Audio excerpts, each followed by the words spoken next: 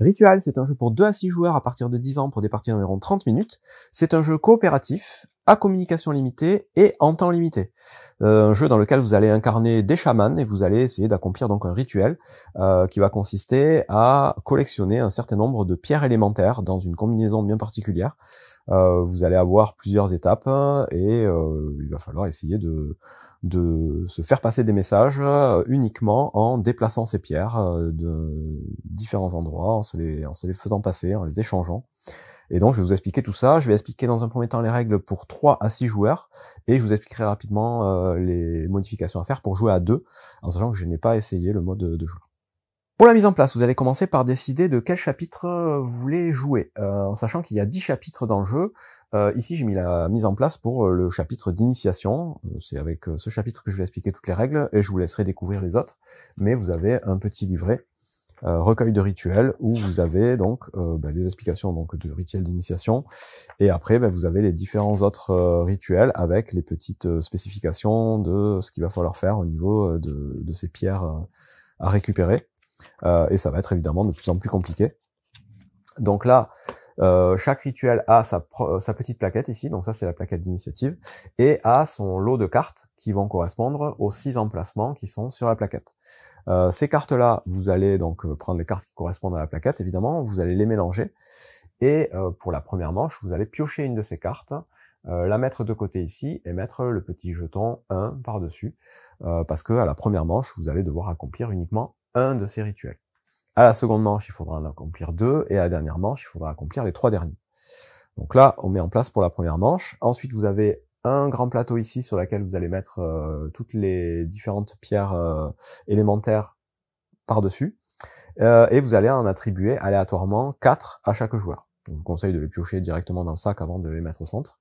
4 pierres élémentaires donc pour chaque joueur. Chaque joueur va récupérer aussi une petite carte plan mystique, donc qui correspond au plateau ici, qui est le plateau mystique, plan mystique. Vous allez donner aussi à chaque joueur une carte inspiration. Donc ces cartes-là, il y en a plusieurs dans la boîte. Vous allez toutes les mélanger et vous en donnerez une aléatoirement à chaque joueur. Je vais vous montrer après à quoi elles ressemblent. Ce sont des cartes qu'il va falloir essayer d'accomplir. Il faudra en accomplir 3 au minimum avant de pouvoir accomplir le rituel. Et c'est ces petits symboles, ces petits jetons avec des yeux qui sont par défaut fermés, que vous allez mettre au centre de la table, qui vont vous permettre de compter ces cartes. Donc au début, on met ces jetons côté fermé, et quand un joueur aura réussi à accomplir sa carte inspiration, on pourra retourner un de ces jetons, je vais l'expliquer après. C'est à peu près tout. Vous allez déterminer un premier joueur et lui donner le petit totem, le gros pion comme ceci. Donner éventuellement une carte d'aide de jeu à chaque joueur qui récapitule les différentes actions que vous allez pouvoir faire à votre tour. Et vous êtes prêt à commencer la partie. Donc je vous disais, une partie de rituel va durer exactement 3 manches. Chaque manche va être chronométrée. Vous allez pouvoir décider du niveau de difficulté et donc du temps que vous allez avoir pour résoudre les manches. Donc là, pareil, dans le livret de règles, on vous dit, voilà, en fonction de si vous voulez jouer à apprenti, grand maître, ou je sais pas trop quoi, vous aurez plus ou moins de temps. Ça va de 7 minutes 30 à 5 minutes, je crois, pour faire l'intégralité d'une manche. Vous pouvez lancer n'importe quel chronomètre, vous avez sinon un QR code à scanner, vous aurez une petite musique d'ambiance qui sert aussi de minuteur. Et donc à la première manche, vous allez devoir accomplir un des 6 rituels piochés au hasard, et pour le faire, il faudra que vous réussissiez d'abord à accomplir une des 3 cartes, qui ont été distribuées, les cartes inspiration, les cartes à dos marron. Ces cartes-là, quand vous les récupérez en début de partie, vous êtes les seuls à pouvoir les regarder, vous les analysez et vous les laissez face cachée devant vous. Il n'y a qu'au moment où reviendra votre tour et où vous aurez la condition inscrite sur la carte que vous pourrez la révéler et retourner un petit jeton comme celui-ci. Dès que le premier joueur a réussi à révéler cette carte, il va récupérer la première carte disponible ici de rituel. Donc première manche, il n'y en a qu'une, donc c'est le premier qui va la récupérer. Là encore, il pourra regarder cette carte, mais uniquement lui, et la laisser face cachée à côté de lui. Et il faudra attendre que 2 autres joueurs aient accompli leur carte inspiration, c'est-à-dire que les 3 jetons avec les yeux ici soient mis face œil ouvert, pour pouvoir ensuite accomplir la carte rituelle, qui est donc une des cartes qui est disposée au centre ici. Donc tout ça, pour ce faire, on va à son tour faire une action parmi 6 qui sont disponibles. Dès qu'on a fait son action, on passe le totem à son voisin, qui fait aussi une action qui passe le totem à son voisin, et ainsi de suite, ça va tourner comme ça. Pour les premières parties, on vous dit que vous aurez le droit de passer votre tour, c'est-à-dire que quand le totem arrive, vous savez pas trop quoi faire, vous êtes un peu perdu, vous passez le totem à votre voisin sans perdre de temps. Je vous rappelle que ce sera minuté. Quand vous serez un peu plus à l'aise avec le jeu, normalement il faudra pas passer son tour. C'est vraiment pour les premières parties, si vous voulez vous faciliter un petit peu la tâche. Donc vous allez faire ça, et si vous arrivez à résoudre la carte rituelle avant la fin du compte à rebours, vous avez réussi la première manche, vous pouvez passer à la seconde manche. À la seconde manche, c'est très simple, vous allez défausser les cartes inspiration, en distribuer de nouvelles. Vous allez piocher les 2 cartes suivantes du deck ici et en mettre donc les mettre disponibles avec le jeton 1 et le jeton 2 dessus. Et on recommence donc en laissant le totem où il était, en gardant les pierres telles qu'elles seront disposées à la fin de la première manche. On ne redistribue pas des pierres, on garde ce qu'on a. Et on recommence du coup la deuxième manche. Cette fois-ci, il faudra faire les 2 cartes rituelles exactement de la même façon. Et si on y arrive encore avant la fin du temps imparti, troisième manche, on met les 3 dernières cartes face cachée ici, avec les 3 marqueurs ici. Et on recommence donc une dernière manche, toujours avec le même compte à rebours. Si on arrive au bout de la troisième manche, on a remporté la partie tout simplement. Si à un moment ou à un autre, on n'y arrive pas avant la fin du compte à rebours, c'est un échec. On peut discuter, analyser, et puis éventuellement recommencer la partie. Donc pour rentrer un peu plus dans le détail, on va regarder les différents types de cartes inspiration qu'on peut avoir. On peut avoir des cartes où on va vous demander 3 pierres d'une couleur et 3 pierres d'une autre couleur. Donc ce sont des couleurs différentes, mais ce sera ce principe-là. On peut avoir des cartes où on va vous demander 2 pierres de couleurs différentes, et en 3 exemplaires, donc 2 pierres d'une couleur, 2 pierres d'une autre, et 2 pierres d'une troisième couleur. Ça, c'est un autre type de carte. Et enfin, on peut avoir les cartes qui vont vous demander d'avoir 5 pierres d'une même couleur.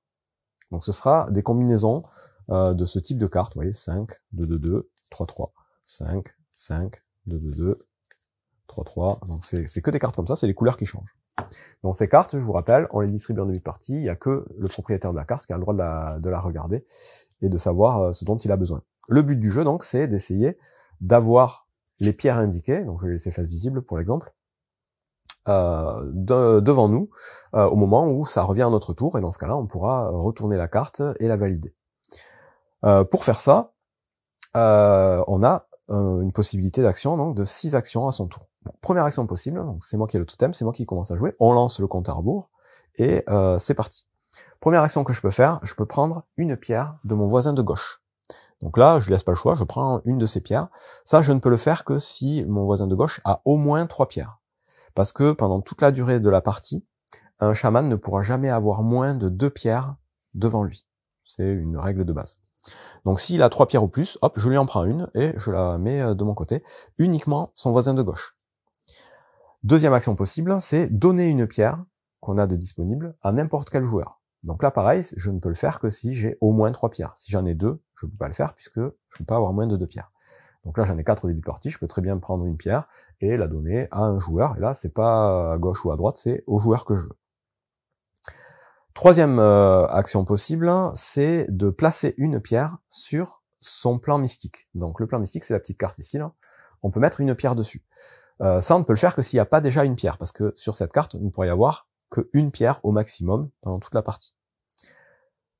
Autre action possible, je peux récupérer une pierre de cette carte. À quoi ça sert, vous me direz, de faire ça, c'est ridicule. Non.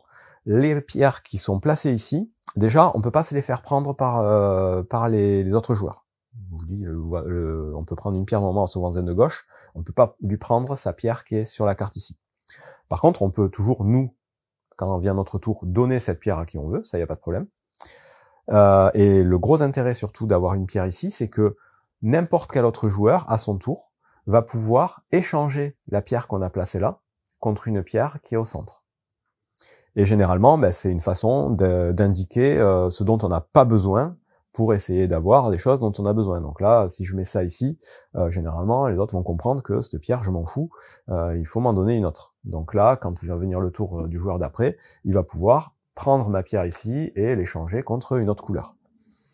Et quand ça reviendra à moi, soit je récupère cette pierre ici, et ça voudra dire certainement que cette pierre m'intéressait, soit je la laisse dessus pour qu'on me l'échange encore à nouveau.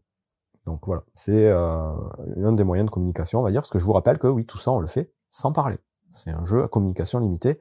Les seuls indices qu'on peut donner, c'est en manipulant ces pierres de la façon dont je suis en train d'expliquer. Donc voilà, cette carte, elle sert à ça.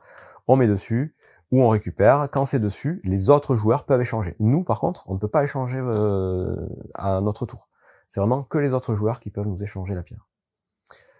Dernière action qu'on va pouvoir faire à son tour, évidemment, c'est résoudre une carte. Donc quand revient notre tour, si on a bien les bonnes pierres devant nous, donc là il me faudrait 3 pierres comme ça et 3 pierres comme ça, donc peu importe où elle se trouve, même si la pierre est sur la carte ici, ça compte dans notre réserve. Si on a bien le bon nombre de pierres, et peu importe si on en a en plus, dans ce cas-là, on peut retourner la carte. Si on est le premier à le faire, ben on retourne, ça je vous rappelle en début de partie c'est fermé, un œil ici, et on récupère la carte ici. La carte ici, quand on la récupère, ben, on la regarde, on l'analyse, mais pareil, on la garde pour nous. Et c'est nécessairement une des cartes qui est ici. Donc là, c'est celle-ci. Je sais ce que c'est. Pour l'instant, elle laisse de côté. Tant que les 3 yeux ne sont pas ouverts, donc il faut que les autres joueurs ensuite réussissent à accomplir leur carte, on peut pas accomplir ça. Une fois que les 3 yeux sont ouverts, ben, le seul but, c'est d'accomplir le rituel, d'accomplir donc la carte qu'on a récupérée. À ce moment-là, ben, c'est pareil, il va falloir donner des indications. Et donc pour la partie de base, les cartes qui sont mises en jeu ici, les conditions elles sont simples. Vous allez avoir celle-ci qui va vous demander d'avoir un seul joueur qui possède des pierres bleues, et il faudra qu'il en possède au moins 3. Donc il faut qu'il y ait qu'un joueur autour de la table qui ait des pierres bleues, et il faut qu'il en ait 3 ou plus. Même chose avec le rouge, même chose avec le vert. Et l'autre condition, c'est il faut que chaque joueur ait une seule pierre de la couleur indiquée. Donc là, il faut que chaque joueur ait une seule pierre bleue, et pas d'autre. Dans ce cas-là, c'est validé, une seule pierre rouge, une seule pierre verte. Ça, voilà, ce sont les rituels de base d'initiation les plus faciles. Après, je vous dis, ça va se complexifier. Il faudra regarder dans le livret de rituels ce qui peut se passer. Et donc, si on arrive à résoudre ce rituel-là, donc celui-là que j'avais pioché, c'était que chaque joueur avait une pierre rouge. Donc, admettons, c'est mon tour, hop, je donne une pierre rouge à ce joueur. Donc il se doute que c'est utile que j'ai fait ça. Et il voit que j'en ai 2, lui en a 2, c'est obligatoirement ça se joue avec le rouge. Ensuite ça vient à lui, qu'est-ce qu'il fait? Il voit que j'en ai une ici, il se dit ah ben si c'est ça, il faut pas qu'il en ait 2, hop je vais lui échanger, je vais lui filer une bleue à la place. On est pas mal. Ensuite ça passe à lui, lui il en a 2, il se dit ok ben, je vais mettre celle-là ici. Ensuite ça vient à moi, ben, je vais lui échanger sa pierre avec ça.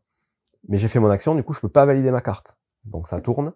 Première partie, on a le droit de passer, boum, lui il passe, ça revient à moi, on a bien une pierre rouge chacun, je valide la carte, et dans ce cas-là, on a réussi la première manche. Si on a fait tout ça, évidemment, avant la fin du compte à rebours. Ensuite, on prépare la deuxième manche, tout simplement. Donc la carte qui est validée, on la positionne ici, pour dire celle-là, elle est faite. On va prendre les 2 cartes suivantes sans les regarder, les mettre ici pour la deuxième manche, mettre le jeton 1 sur une, le jeton 2 sur l'autre.